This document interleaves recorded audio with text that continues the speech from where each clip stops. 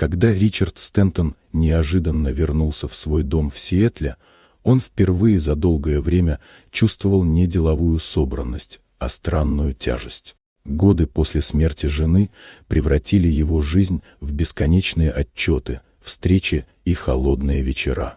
Дети все чаще отдалялись, и Ричард уже почти смирился с тем, что их семья распадается тише любой трагедии.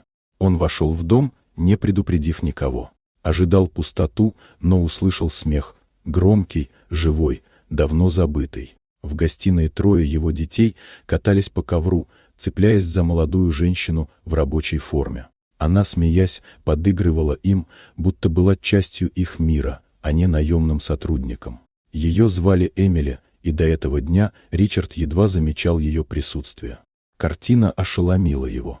Дети, которые долгие месяцы были замкнутыми и тревожными, вдруг выглядели свободно и счастливо. Казалось, они снова умели дышать. И все это благодаря женщине, о существовании которой он почти не знал.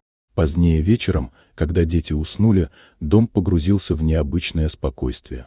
Ричард увидел Эмили на кухне, усталую, но удивительно мягкую, деликатную в движениях. Она не пыталась казаться лучше, не оправдывалась за дневной шум и игры, просто выполняла работу с искренней простотой. Впервые за долгое время Ричард почувствовал рядом живое человеческое тепло, которого не хватало в его собственном доме.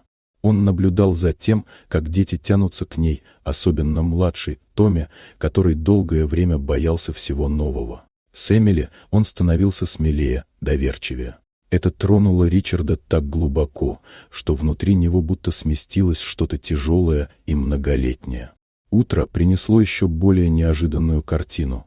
Дети завтракали вместе с Эмили, разговаривали, смеялись, держались ближе друг к другу, чем он видел когда-либо после смерти жены. Дом, всегда холодный и безжизненный, наполнялся запахом теплой еды и тишиной, в которой не было одиночества.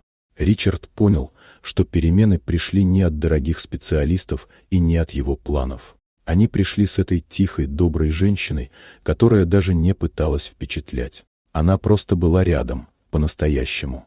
В тот момент он осознал, что впервые за много лет чувствует смысл.